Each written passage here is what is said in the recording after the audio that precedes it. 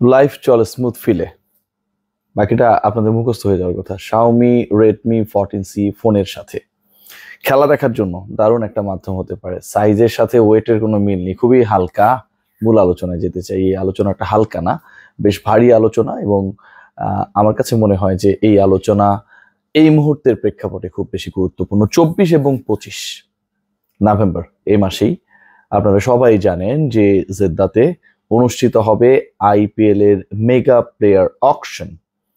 সেই প্লেয়ার অকশনে বাংলাদেশ থেকে নিলামে উঠবেন 12 ক্রিকেটার, এবং এই যে 12 জন ক্রিকেটার যাদের নামগুলো অলরেডি আপনাদের মুখস্থ হয়ে গেছে, সেই 12 ক্রিকেটার কিন্তু শেষ পর্যন্ত টিকে গেছেন। 1584 ক্রিকেটারের মধ্যে 574 জন ক্রিকেটার নিলামে উঠবেন। এই যে 1000 প্লাস ক্রিকেটার বাদ পড়লেন এবং 574 জন টিকে গেলেন, এটার মূল কারণ এই পার্টিকুলার ক্রিকেটারদের নিয়ে কোনো না কোনো ফ্র্যাঞ্চাইজির আগ্রহ রয়েছে, যে কারণেই তারা শেষ পর্যন্ত মেগা নিলামে উঠছেন জেদ্দাতে 24 এবং 25 নভেম্বর। তাহলে যে 12 জন রয়েছেন, সেই 12 জনের ব্যাপারে যদি কোনো না কোনো ফ্র্যাঞ্চাইজির আগ্রহ থাকে, ডেফিনেটলি সেই 12 জনের মধ্যে আমরা যদি কিং হিসেবে কাউকে ধরি, আমরা যদি সবচেয়ে আলোচিত হিসেবে, এক্সপেরিয়েন্স হিসেবে কাউকে হিসাব করি, সাকিব আল হাসানের নামটা তো সবার আগে আসবে। মুস্তাফিজ টানা আইপিএল খেলছেন, সাকিব সবশেষ 3টা সিজনে খেলেন নাই। কলকাতার হয়ে খেলার কথা ছিল একটা সিজন, শেষ পর্যন্ত নাম প্রত্যাহার করে নিয়েছেন। এই হিসাব নিকাশগুলো বাদ দিলেও সাকিব আল হাসান ওই যে অংশগ্রহণকারী ফ্র্যাঞ্চাইজিগুলো রয়েছে তাদের আগ্রহে রয়েছেন বলেই শেষ পর্যন্ত প্লেয়ার স্টাফে অনেকের নাম বাদ পড়েছে, কিন্তু সাকিবের নামটা অন্য 11 ক্রিকেটারের সাথে এখানটায় রয়ে গেছে।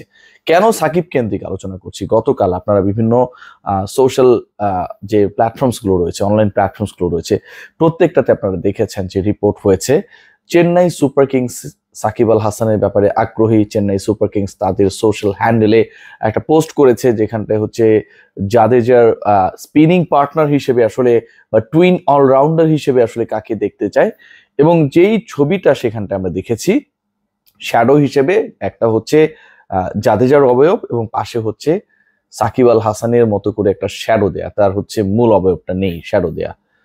যখন এই পোস্টটা করা হয় তার পরবর্তী সময়ের মধ্যে এটা ভাইরাল হয়েছে। ভারতীয়রা, বাংলাদেশিরা, those people who are following IPLs as well as Shakib Al Hasan, সবাই গেস করেছেন যে এই মানুষটা বা যাকে আসলে স্পিনিং অলরাউন্ডার এবং একই সাথে জাদেজার হচ্ছে অলরাউন্ড কি বলবো যে টুইন অলরাউন্ডার হিসেবে হিসাব করা হচ্ছে, সেই মানুষটা সাকিব আল হাসান। পোস্টগুলোতে যদি যায় দেখেন, যেহেতু হচ্ছে চেন্নাই সুপার কিংস আইপিএল এর একটা দল, ডেফিনেটলি আইপিএল এর দলকে কেন্দ্র করে সেই দেশে, যেই দেশে আইপিএলটা হয় সেখানকার মানুষের আগ্রহটা বেশি থাকে। সেখানটাও কিন্তু আমরা খুব ইন্টারেস্টিং কিছু ব্যাপার দেখেছি, এবং সেই ব্যাপারগুলো আমি যদি আপনার সাথে শেয়ার করি, সেগুলো আমার কাছে মনে হচ্ছে যে যথেষ্ট আসলে আশা জায়গায়। সাকিবকে লাভ রিয়াক্ট বা ইমোজি দেয়া হয়েছে, কেউ কমেন্ট করেছেন world best allrounder Shakib Al Hasan, কেউ কমেন্ট করেছেন এখানটা এসে সাকিব ইন ইয়েলো, মানে হচ্ছে চেন্নাই সুপার কিংসের যে জার্সি আপনারা সবাই জানেন। কেউ লিখেছেন বাংলার নবাব সাকিব আল হাসান, কলকাতা কেন্দ্রিক কেউ, হয়তো আমার কাছে মনে হলো যেটা। বাংলাদেশের অনেকে এখানটায় কমেন্ট করেছেন। রিপন সাহা নামে একজন সাকিব এবং সাকিবের সাথে লাভ ইমোজি অ্যাড করেছেন, দ্য গড সাকিব। এবং সহজ ব্যাপার যেটা, গুরুত্বপূর্ণ ব্যাপার যেটা, সবাই আসলে সাকিবকে গেস করেছেন, এবং এইখানটায় রবীন্দ্র জাদেজার সাথে যে ব্যাপারটা বলা হচ্ছে টুইন অলরাউন্ডার হিসেবে কাকে দেখা যেতে পারে, চেন্নাই সুপার কিংসের যে পোস্ট, সেই পোস্টে সাকিব আল হাসানকে সবাই সাপোর্ট করেছেন। সাকিব আল হাসান সেই মানুষটা হলে খারাপ হয় না, ব্যাপারটা অনেকটা এরকম দাঁড়িয়েছে। এটার ইম্প্যাক্ট দুভাবে আমরা ব্যাখ্যা করতে পারি। একটা হচ্ছে যে সস্তা একটু ওই পার্টিকুলার ফ্র্যাঞ্চাইজির পেজের রিচটা বাড়লো। এখন দেখুন, মানে বাংলাদেশের মানুষজন এটা দেখে তাদের রিচ বাড়িয়ে দেবে। বাংলাদেশে বাস করে ধরেন 17-18 কোটি মানুষ, ইন্ডিয়া 150+ ক্রোর, নাকি 150 ক্রোর প্লাস। সো আমার এই 17-18 কোটি মানুষের সবাই যে আবার ক্রিকেট বোদ্ধা, সবাই আইপিএল ফলো করে এমনটাও না।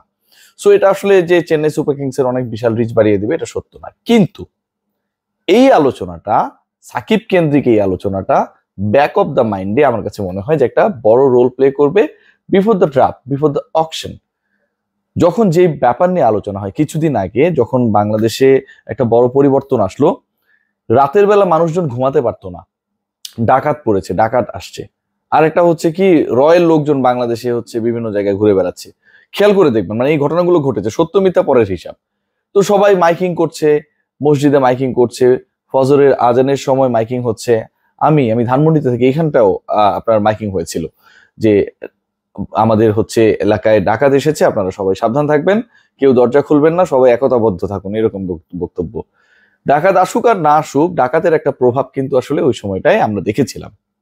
সাকিব চেন্নাইতে খেলুক আর না খেলুক, সাকিবকে নিয়ে চেন্নাই যে মার্কেটে ছড়িয়ে দিল নতুন করে, যে গত 3 মৌসুম না খেলা একজন ক্রিকেটার তার অবয়বকে ব্যবহার করে যখন একটা পোস্ট করা হয়, এবং রবীন্দ্র জাদেজার সাথে আসলে কাকে তারা টুইন অলরাউন্ডার হিসেবে খেলাতে পারে, সেই সাজেশনটায় যখন অসংখ্য মানুষ সাকিব কেন্দ্রিক ওই আলোচনাটায় অংশগ্রহণ করে, তখন বাকি ফ্র্যাঞ্চাইজিগুলোর মনস্তত্ত্বে মনোযোগে 24-25 তারিখের যে ড্রাফট, সেই ড্রাফট বা নিলাম বা অকশন, যেভাবে এটাকে আমরা ব্যাখ্যা করি, সবগুলোর মানে একটাই, সাকিব আল হাসান কিন্তু একটা বড় ক্যারেক্টার হয়ে যান। সো এবার সাকিব আল হাসান গত 3 মৌসুম আইপিএল না খেললেও মাঝখানে একটা মৌসুমে খেলার সুযোগ পেয়েও তিনি খেলতে চান নাই।